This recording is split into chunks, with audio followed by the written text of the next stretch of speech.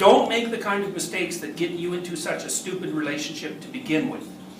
It's very hard to fix someone, and it's really hard to fix someone who does not want to be fixed. And there's lots of people like that. So, if you're trying to do all those things, really, and you have a partner that will not do that, then leave. One of the things you don't want is too much mismatch between you and that person on the 5 fundamental dimensions.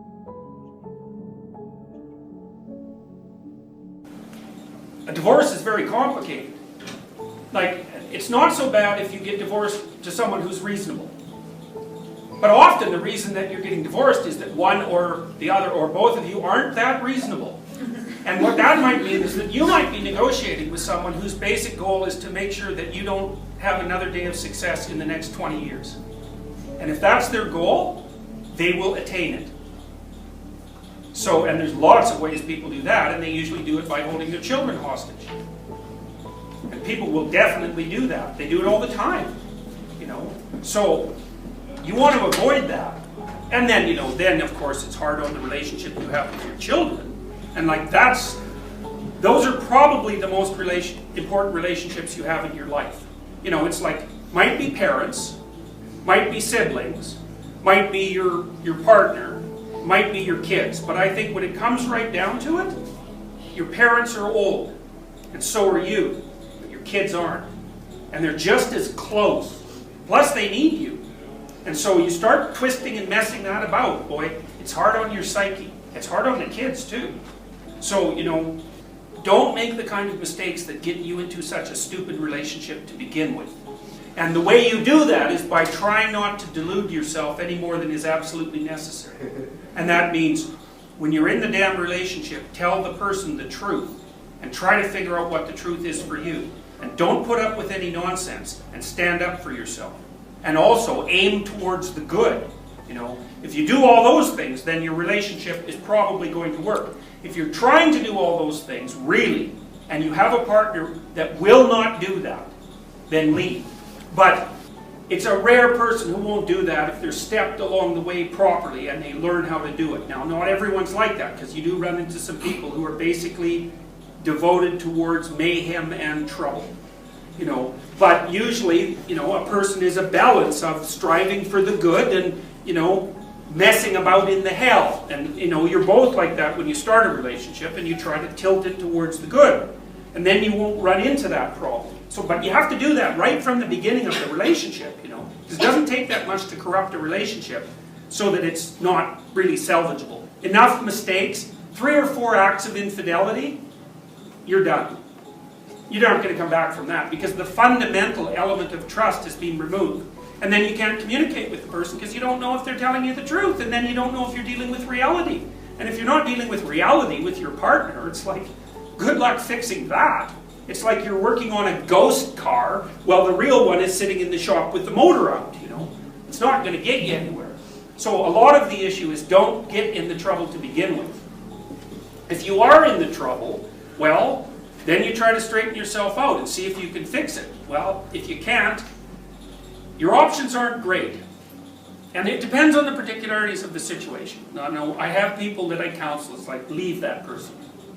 And the rule is, they're lying to you, they aren't aiming up, and you won't be able to tolerate being with them for 10 years without becoming resentful, alcoholic, and homicidal. So that's a bad outcome. There's nothing you can do to avoid it, so you might as well leave. But, you know, you have to have that sorted out. It has to be the truth, because it's no fun. It's no good to leave someone who's struggling in the lurch, you know, and you think, well, I'm with this person, they're not going anywhere, you know, maybe they have an alcohol problem, and they're resentful. It's like, but I'm all they've got. Well, they bloody well better want to fix that, because you're not going to be able to fix it. All that'll happen is you'll end up in the same place. Now, if they really want to fix it, more than anything, and they're willing to tell the truth about it, and willing to interact with you, then there's a ghost of a chance you might pull through it. But it's very hard to fix someone, and it's really hard to fix someone who does not want to be fixed. And there's lots of people like that. So, imagine that you're looking for a stable partner. right? So you might think, well, what do you want in a stable partner? And at least in principle, one of the things you don't want is too much mismatch between you and that person on the 5 fundamental dimensions. So for example, if you're really extroverted and you have a really introverted partner, you're going to engage in continual conflict about how much social activity the two of you should subject yourself to. And it's very, very difficult for people who widely differ on those dimensions to come to consensus, because it's not just a matter of opinion, right? It's really a matter of different, if you're looking at extremes, of really different types of people. And the thing about introverts is they just don't enjoy large-scale social interaction that much. One-on-one they're often fine, but in a group they don't like that, and it tires them out. Whereas a real extrovert, it's like you isolate them and they just wither on the vine, because a huge part of what actually motivates them in a positive way is tangled up with social interaction. And so if you're an agreeable person and you have a particularly disagreeable partner, you're also going to run into problems, because the agreeable person will say whatever you want whenever, and the disagreeable person will say, well, I'd like to know what the hell you want for a change, and be much more harsh and much more demanding in the situation. And the agreeable person is going to find the disagreeable person harsh and unpleasant, and the disagreeable person is going to find the agreeable person wishy-washy and unable to stand up for themselves. And again, that's actually one of the primary sources of tension between men and women, because women tend to be higher in agreeableness than men. It's about half a standard deviation, which is quite a large difference by psychological standards.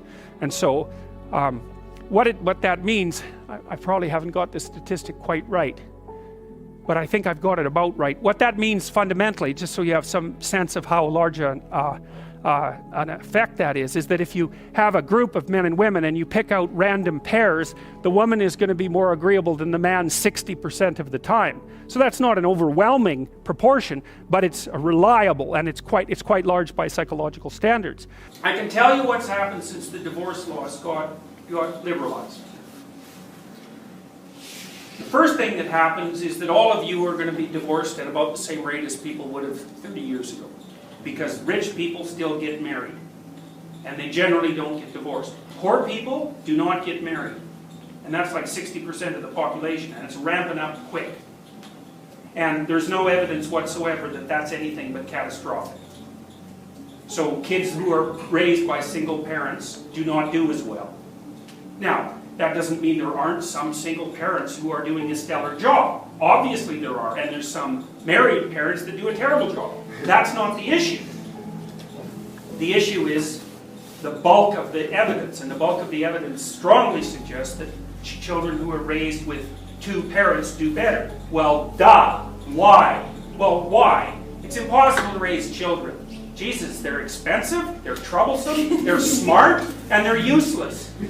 So, and you've got them for 20 years. It's like, you're going to do that by yourself? Sure you are.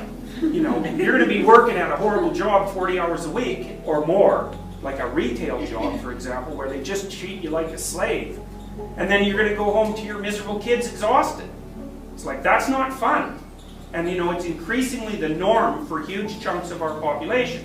Like, elitist liberal types, like all of you, for example, don't pay much attention to what happens to people who are actually poor. But as far as I can tell, it's been a bloody catastrophe for them.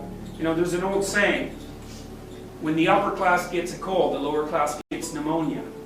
And the thing about that saying, it's true. It's like, it's not a metaphor, it's literally the case. If an epidemic sweeps through a population, the population dies from the poor people upward, because they're so damn stressed. So, I would say, with regards to marriage, I've been married a long time. It's 26 years now, and I've noticed a bunch of things about marriage. One is, 2 brains are better than 1. And so if you actually communicate with your partner, because they're not like you, it's like you have a corpus callosum between you, and they'll tell you things that you don't understand. Like when you're being stupid, in a typically feminine way, say, or a typically masculine way, or in whatever stupid way you manage to be stupid. They'll point that out to you, and that can be really helpful, even though it's extremely annoying. and they can help you make decisions, and they're a good place to confess to, and it's really helpful when you're trying to figure out how to discipline children, so that you're not a pathetic milksop who lets them run all over you, or some tyrant who, likes to beat them with a stick when they sneeze. Hopefully you kind of find some pleasant middle ground in there, and it's a lot easier to do that with 2 people than with 1. And then they can spell you off when you're exhausted, particularly useful if you have small children, because you will be exhausted when you have small children. Plus the narrative of your life has continuity, and that's nice. And if your home is set up properly, it's actually a pleasure to go to it. It is a buttress against the chaotic and uncaring external world, because the external world in many ways doesn't give a damn about you. So if you go home and it's set up reasonably well, it's like, hey, you've got somewhere to belong. That's not so bad. Well, some situations are like Humpty Dumpty, right? There's no putting it back together. Yeah. Now, but again, in terms of avoidance of those situations, it's like, you think about that hierarchy again. Well, divorce is a low-resolution, high-impact solution, because it just tears a chunk of that hierarchy out and throws it away. That's a lot, and it's costly. Yeah. It's going to hurt you. Okay, so then you think, well, what might you do instead of that? And the real answer is solve the damn problems as they arise. And that's hard, and it requires drilling down. It really requires drilling down. So one of the things I want to build, for example, which I haven't built yet, it's kind of like going to be like this future authoring thing that you guys do. I want to build a problem-solving matrix for couples. Because here's how not to get divorced from your wife. Figure out how to set the table properly. Now, what does that mean? It's really, really complicated. It's like, who's going to cook? When are they going to cook? Why are they cooking? How should you respond to it? Who buys groceries? What are the groceries going to be? Who's going to put them away? How do you say thanks when someone does something for you in the domestic environment? The roles are gone. Okay, and what that means is you better be awake. Because it turns out that running a kitchen in a house is unbelievably complicated and difficult. And so you have to negotiate how to do it. And you're a terrible negotiator. You don't know how to decompose the damn problem to the point where you can solve it. You won't admit what you want. You won't admit what you're like. You won't pay any attention to what actually irritates you. So you like to think that you're nice and easy to get along with, but you're not. You're basically Hitler. And so until you realize that, you can't even tell your partner what you want. And so this is where philosophy hits the road, or hits the ground. It's like, try negotiating out a stable solution to how you're going to run the kitchen. Because that's where the battle between the sexes, by the way, there's 2 places where it really hits. 1, who's going to take care of the little kids? 2, who is going to work in the kitchen and under what circumstances? It's like, you figure those 2 things out, you can consider yourself a philosopher. Cost for not doing it is low quality food in a hostile environment, bratty children that you hate, resentment, hostility, the accumulation of insults and assaults, and either a divorce or a really unhappy marriage. So there's the problem with agreeableness. With conscientiousness, well, if you're conscientious, you're industrious and orderly. And orderly people seem to be sensitive to disgust, which is something we'll talk about in detail later. We've had a hard time specifying exactly what makes industrious people industrious, because it's hard to come up with an animal model for that sort of thing, and there's no theoretical model. But our latest idea is that, it's not my idea, it's actually the idea of my graduate student, Christine Brophy, is that industrious people find it unpleasant and unsettling to not be doing something. So it isn't so much that industriousness makes them happy or fills them with positive emotion. That would be more extroversion, right? Because extroversion is the positive emotion dimension. It's that industrious people can't stand sitting around doing nothing. And this is speculation, but human beings are obviously always engaged in the exchange of labor, especially the reciprocal exchange of labor. And you can imagine that in a community where everyone knows everyone, the people who work hard are going to be pretty irritated on a fairly chronic basis with the people who are completely unproductive. And my suspicions are that plenty of people who were completely unproductive in the history of the evolution of our species were wiped out by people who were unhappy with their lack of productivity. And so I think, generally speaking, human beings have this sense of ethical obligation with regards to one another to share labor. And people who are conscientious really feel that. So they feel bad if they're not busily working on something that's productive all the time. And so the advantage to being with someone conscientious is, well, they're going to work like mad, but the disadvantage is they're going to work like mad. So, you know, if you're looking for a partner that you want to relax with or have fun with, or who isn't uptight, then a conscientious person is probably not a very good choice. On the other hand, if you're a conscientious person and you're living with someone who's really unconscientious, that's good because they might be able to help you relax, but you're not going to be happy with them because they don't work nearly as hard as you do. But even worse, on the orderly dimension, you know, some of you have had roommates and maybe you're more orderly than your roommate. What does it mean? It means you're annoyed by mess before they are. And you don't have to be annoyed by mess much before your less orderly roommate for you to be the one that's always running around picking things up. And so actually one of the things that's emerged from the psychometric analysis is that women are slightly more orderly than men. And I suspect that has something to do with the, what would you call it, inequitable distribution of housework. Because even if imagine that your proclivity is to be triggered by disorder 25 seconds before your partner's. Well, you're going to end up, it doesn't take much difference for you to be the one that's always concerned about the mess first. So anyways, and so if you're a really orderly person and you live with a disorderly person, well, good luck getting along with them.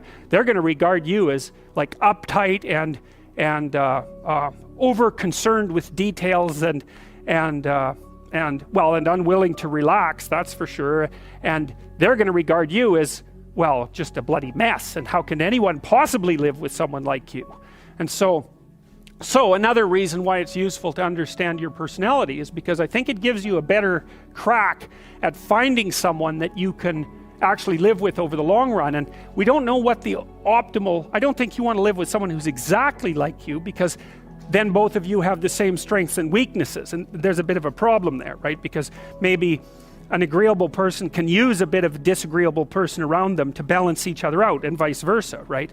So we don't understand the optimal balance for long-term thriving in a relationship, but I think we do understand the fact that if you're too different in your traits, that where you're different is going to constitute a chronic source of conflict.